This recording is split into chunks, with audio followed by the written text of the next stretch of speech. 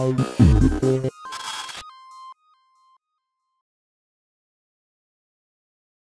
guys, welcome to the Update podcast where we'll be breaking down the UP Fighting Maroons games. And today we have Robbie and also Dennis as we break down the second games of the UP men's basketball team. The game that they played against Adamson in QPAB yet again. And sadly, the UP Fighting Maroons is now down 0-2 on the first round of season 88, where they lost to Adamson. Adamson won 62 to 59 for the UP Fighting Maroons. So it was quite challenging, obviously, because it was just 2 days ago that we lost against the UST Growling Tigers. And this time around, we also had another tough assignment with Adamson. No? We were hoping, obviously, that this could have been a bounce back game. But unfortunately, it came down to the last few seconds where we had our homegrown UPIS player, Ray Allen Torres, hits that dagger three that prevented us obviously to maybe even stretch it to overtime. So guys, what were your thoughts on that particular game? Robbie? Tingin ko it was tingin ko it was down the wire. Mm, Kakayanin na sana eh. Uh, when you compare yung turnovers, well, well, Adamson had more and teka, uh, with 43. Pero when we had the chance to to convert it into like points, parang uh, we had the opportunity pero hindi natin nakuha. And ano pa ba? With, with, res- with respect to the chances na pwede na like sa free throws, pwede na sana natin makuha yung game with free throws. Pero how much did we miss? 15 mm. free throws. Sayang. Pero ako, tiwala ako pa rin with the boys. Konting pino na lang. Kaya, kaya na eh. Kaya. It was a game that we could have won. Kaya naman. Yeah, totoo yan, no? Down the stretch, um, Adamson, at least on the fourth quarter, was first to be in foul trouble. So we could have made Mm. plays around that and eventually make the free throws, but it wasn't to happen. Obviously, we made it really, really close until the very end when we got tied. But that dagger three actually spelled the difference for us. Sa akin naman, Dennis, what are your thoughts about the game earlier?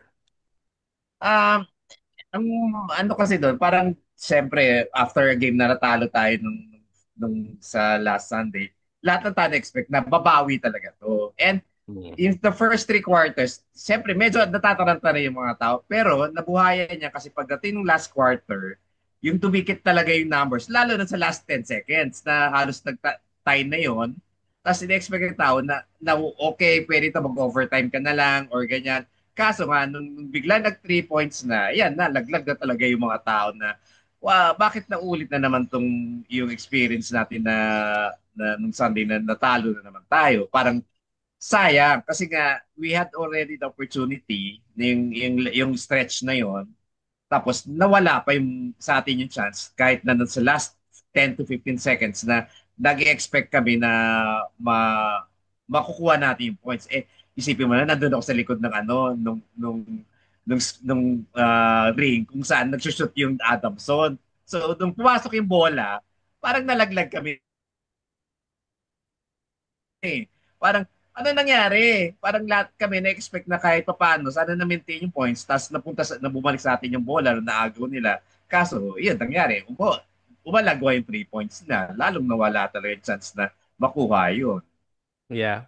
Mm-mm. I would agree, Dennis, no? Parang in the previous installations or versions of the UP Fighting Maroons, you would always think that down the stretch we'll be able to make it happen for us, Though it was quite difficult and it was a possibility still tonight, but it didn't. So on my part naman, let me read a little bit about the analysis that was given to us by parang ChatGPT, regarding the game itself. Ang So mabuhay ang ADU bench. ChatGPT. Correct. Ang ADU or Adamson, 36 points out of from the bench. Sa atin, we really heavily relied on our starters. about six players of Adamson's were about 6 plus points. So talaga ang kanilang scoring, ang kanilang source of scoring at offense was coming from different people, We relied heavily on people like Jerry and then Harold as well on his 3-point shooting. And other than that, di ba, others were quite inconsistent tonight. So paint domination and rebounding defense as well under the paint, that was something that Adamson took advantage of. So yet again, we have some questions about our paint defense and also rebounding because that was also something that was a question from our UST game. Free throws, that was mentioned already also. And then defense on the key moments, Earlier on, like what we've mentioned, we had a lot of turnovers from Adamson also, but we did not convert on any of those turnovers. And we didn't take advantage. And ultimately, Adamson just kept it close and eventually pulled away, diba, at the very, very last few seconds. Cold showing again on our shooting. Diyos ko, hindi ko alam kung talagang UST yata ang may problema dito. Dramatic lighting ba ang meron tayo sa UST? Kaya ganun ang shooting natin. But that's something that we really need to focus on. We have more days before our game versus UE this Sunday. And maybe we can focus on that one too. So, and then also ball movement a little bit. I think we really need to choose and pick specifically, how to play certain teams. Okay, can we say gulpi di gulat na naman tayo when it comes to the Adamson team? I don't think so. Perhaps they have indeed stepped up. Perhaps indeed that confidence coming out of their off season provided them at least with a bit of momentum coming into this season. So we did say naman on our preseason discussion that Adamson is also a team to watch, potentially breaking into the Final Four. Hopefully not to our expense. Ganyan. But Robbie, I think may mga padalang In the word sulat. Mm-mm. in the words of Miles, Mm. legit ng Adamson, Mm. it's more than Manzano's team. Mm. Tapos syempre, we have to give flowers to our UPIS boys before. Mm. Congrats kina Ray Allen tsaka kay Gobi. Ah, Yes, yun. correct. Proud. Sige. Ngayon, sinasapian ako ni Miles. Ano sabi Ah, ni Miles? ito yung mga ito yung mga comments niya. Well, yung Adamson's young bigs are not as raw as we thought they were. Mm. Uh, as to Noy, maybe Coach Gold can let him loose. Uh, just a comment on this. What do you think about Noy's minutes in this game? It's Naka still 20 high. minutes siya. Yeah. It's still Oo. high. It seems like the confidence is still for him to be there. The question is, the minutes, what is it for? Ano ba ang role ni Noy given a particular team or outing? Yun yung question, di ba? Ano ba? To facilitate ba particularly? Are we going to be asking him to score off ball? So those are some of those questions, in those minutes that we're providing to him. What is his role? Are we going to be making plays around him? I think that's ultimately what Miles is saying, parang something similar to what they have been doing in UE. Are we going to do that? Is that the system that we're prepared for this season or not? Kasi like what we usually say, di ba? Parang you cannot just magically have something work or happen if you haven't practiced that during the off Mm. season, 'di ba, for an extended period of time. Is this the time to make those adjustments if we were indeed at least showing some promise during practice that these plays are actually working? So that's something for the coaching team and the coaching staff to think about. Is it an execution thing that is a problem as of the moment? Do we have the right plays? Are we doing well on our own defensive assignments? Kasi kanina naman, I think lumalabas yung ating traditional and tried and tested defense, 'di ba?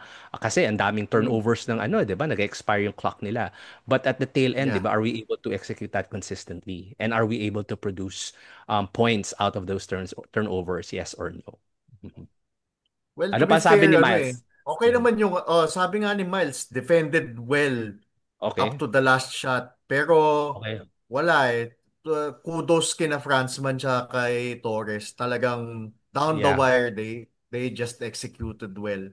Yeah. 'Di ba? Mhm. Mm.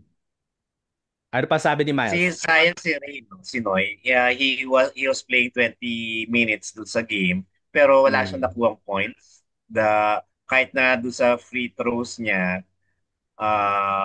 hindi niya yung one time na dapat na pwede sana siya maka free throw, hindi rin niya nakuha pati dun sa ano niya, yung mga 2 points and mga 3 points attempt niya, walang pumasok na score. Sayang yung 20 points. Pero at least, binigyan siya ng malaking malaking playing time, 20 minutes Yeah. niya. Ang biggest Yeah. playing time pa rin natin to si Francis Nuruke at Yeah. 29, almost 30 minutes ang binigay kay Francis Nuruke na nagbigay sa kanya ng ang napasok niya na contribute niya ay 8 points. Tapos muna sa playing time, si Jerry na nagbigay ng 15 points. So parang kung sana yung 20 minutes na time ni Noy noon, ah naging more productive. Mas siguro yung 2 points na hinahabol natin with 3 points, na ipasok sana niya. Kunyari, hindi etong 3 points na hindi na miss niya.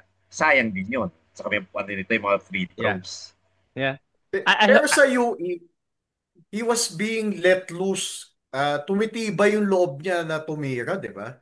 So, is that possibly the reason why hinahayaan lang siya na Yeah. na I don't know. magstay? I mean, we leave it obviously to there's a reason why they're there. She's there, 'di ba? To facilitate and maybe be as the spark specifically for the team and make points, no? He's not being played as a starter. He's being played off the bench, I'd imagine, just to see, for example, how the opponent team plays so that we can make the plays around how the opponent probably defends as when once noise in. Maybe that's the reason behind him not playing as a starter. Now, the question is obviously, is there something that they are seeing when they're practicing that is translating to actually being able to win? That's being produced, given the players that we have inside, or given the players that they are putting more minutes in terms of investment. Is it going to be translating as a return of investment this season? That's yet to be seen. Diba? Kasi we're not being hard on anybody, but we can really see naman to the stat sheets, no? The difference maker for our team this today is Jerry Abadjana, for example, with the largest plus minus that we do have in the team. And last game we didn't see a lot of Jerry, and that probably that could have spelled the difference also. Maybe Jerry could be the more consistent, and he has been the most consistent since the off season, 'di ba? Parang player of the game siya, MVP pa siya ng Phil Oil. So I need to see more from the others.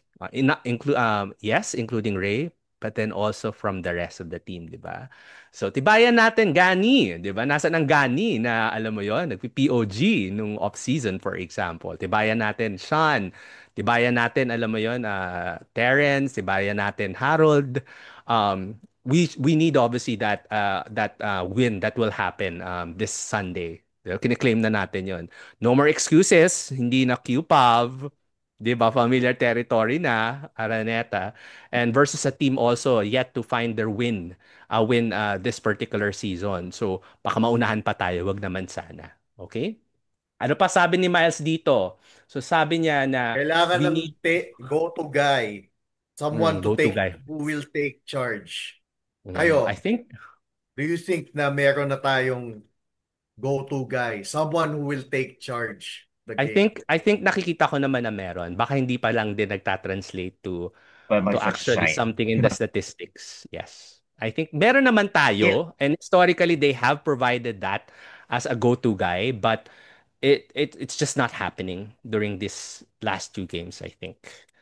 Or And do you think may nagkakahiyaan pa kung sino yung magiging go-to guy for a particular game? I don't think Palebo nagkakahiyaan. after. Oo. Nakikita naman Palebo natin yung kasi attempts, maaga 'di pa ba? naman. Tingnan natin yung attempts natin, 'di ba? Yung efficiency natin would not be that low naman if we didn't have any attempts, right? Yeah, So true. I think we do have a go-to guy. I mean, there are a number of them that can be the go-to guys, 'di ba? Ray can be there, Harold can be there. Are they happy about how they've been playing so far? I'm guessing obviously alam mo, they still want to challenge themselves more. They still want to be able to contribute to the team. And that in the succeeding games, they'll be able to probably do that also. So they just probably need to gain a little bit of confidence and momentum, and hopefully we'll get that confidence win this coming Sunday. So yan, as we move forward to this Sunday's game, guys, what do you think are the things that we should do to be able to, garner that first win? Mm,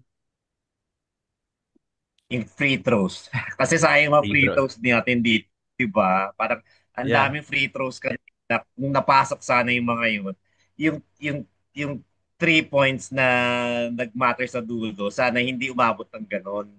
Yeah. Parang kung na-shoot sana yung iba doon, hindi kami atakin sa puso kanina. Yeah. Mhm. Nahawa tayo sa Lasal. Sobra kung mahawa tayo sa Lasal, di sana nagpapanalo na tayo ngayon. Hala, kasi panalo sila Kasi tinawa, pareho. yung Ah, free throws, 20, out of the 36 attempts, 21 pumasok, 58.3. Mm. Kung isa man lang sana dyan ay pumasok din or yung 3 points do sa ano na ang 3 points kasi natin 4 out of 16 eh. Kung meron pumasok sana doon, sana yung 3 points na lamang kanina na either nagtayan or nalamakan pa natin sila. Okay. Yeah. I feel like for this particular Sunday, we really need to practice in the venue first and foremost, go back. I mean, sawa na tayo, masyadong yellow ang QPAV, isa na muna natin ang QPAV. Let's see to make sure that we go ahead and have our practices in Araneta. Because it's a totally different venue. Again, we still have a lot of people, siguro, coming back to the UAAP or first people, for example, participate or playing their roles, for example. Those are things that they would really need to establish in this next 3 days, di ba? Communication is a key. Kanina siguro may mga passes, may mga plays, for example, defensive assignments na baka hindi nagawa ng maayos potentially. And those are things that would need to improve. So being able to have a leader is quite important also, with all of the noise that is happening outside, with all of the things, and they should be able to work as a team and be able to, get out yes. of a situation where tambak tayo, for example, as a team. And it's really, really hard just to have heroes at the tail end of the moment. Mapapagod yung mga starters natin, di ba? And mapapagod yung Maroon 5 if in any case we just rely on them. So, kailangan din tibayan yung bench, no? Kailangan specific they're ready if their number is going to be called. Kasi hindi natin laging maaasahan na Noy will have a great game or Harold will have a great game. They would always need to be a second option or a third option. That's the reason why there's 16 there. So those are things that we really need to make sure that we improve on, no, as the succeeding days come. And finally, 'di ba, wag tayong magpapalamang ng malaki. I would imagine. And alam mo, keep it close and keep it tight and keep it really, really aggressive. Be disciplined and listen to our coaches, 'di ba? Listen to our coaches best as we can. And when they have a plan in play, sometimes nga lang obviously may gulpi de gulat, that's a matter. But as we continue obviously with each one of these games, we get to learn more about ourselves and our opponents and in being able to quickly react to them kasi mabilisan lang yan as you can see, di ba? 2 days after UST, Adamson agad. And these teams are very, very hungry. As you would see, di ba, from the game that UE had with Ateneo, they were very, very competitive. And to a certain degree, they could have won that one. So we cannot take this game versus UE for granted, and we all need to come prepared. So the same with the UP fans, 'di ba? Let's come in droves. It's a weekend again. It's Araneta this time around, so we expect everybody watching for that game. Okay. Any Good final side thoughts, B? naman. Yung Go. good side naman, i-congratulate naman nating women's basketball team. Kasi di ba, Oh, after Congrats. nung women's basketball team, sila naman ang nanalo sa against Adamson. So parang eto, bumawi ang ating WBT sa score na 66 in favor of UP, 60 in favor of Adamson. So pag end nung ano nila, ang highest pointer natin dito, si Luna Ozar pa rin. mm, Nag-playing time sa 23. Tapos ang sumunod na highest na ano dito is si Camille Nolasco. So, yung attempt nila, maganda yung performance sheet nila kanina, yung sa game. Kaya parang yung ating mga women's basketball team, hopefully, makapasok sila sa Final Four and madala nila itong performance nila to doon sa sa finals talaga. yeah. Congratulations to our women's team, the women's Congrats. basketball team. So a great end at least for the day versus Adamson. So let's pray for our teams playing in this semester for the UAAP. And this Sunday, yet again, we do have the UE Red Warriors versus our UE. UP men's basketball team happening at around 2 p.m. in Araneta Coliseum. Another game also that will be happening is the continuing off-season game that we have for the women's volleyball team on the Shaky Super Yeah. League happening in Philoil at 4 p.m. So, immediately after ng men's basketball team, ako na may tatakbo din sa Philoil to watch the women's volleyball team. So, Ano that's natin, it i-call for din today's. natin ng ating mga alumni for sa Titos and Titas fundraising Mm. activity for the kanilang yung sa meals ng ating mga magagaling na atleta. So, supportahan ho natin sila. Punta ho kayo sa page ng Titos and Titas of Fighting Maroons. Tapos bigyan natin ng full support ng ating mga Teams. alumni. At sa Yeah. mga atleta pala.